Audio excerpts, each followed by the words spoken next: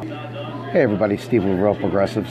This is just a quick, short, very important thing that I'm going to talk to you about real quickly, and it is this obsession with the idea that somehow or another taxes fund spending.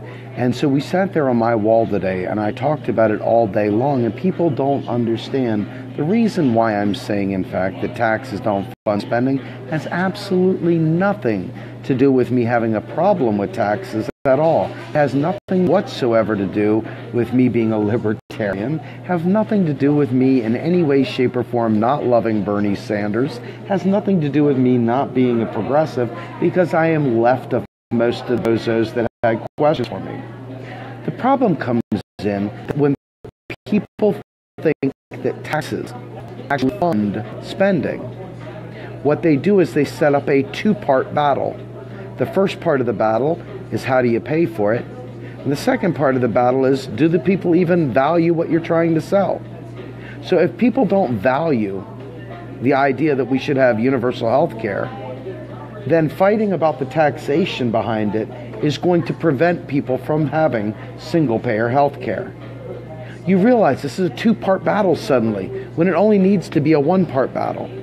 The fact is, taxation and spending are not tied to each other. Our federal government, when our Congress writes a bill, spends money into existence. This is not something where I'm seeking input. I'm looking for answers beyond, I'm telling you straight dope, this is how it is. This is not a debate. This is not you have opinions, I have opinions, we all have opinions. This is fact. Okay? This is not subject to your feels. This is not subject to the years of brainwashing you've had that we have to find ways to pay for things. This is not in any way, shape, or form subject to your buddy's opinion or the Democratic Party's opinion or even what Bernie Sanders says.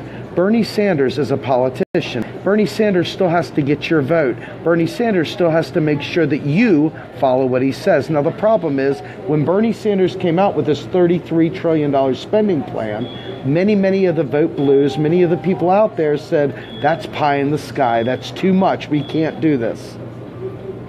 And it's because they worthlessly, keyword, let's say it together, they worthlessly thought that taxes funded spending. So naturally, when you think about all the things, paid family and medical leave, infrastructure, free college, universal health care, fucking job guarantee, you name it.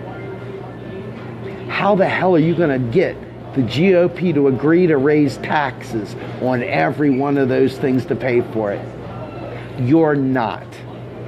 But we could have every single one of those things without raising taxes one nickel.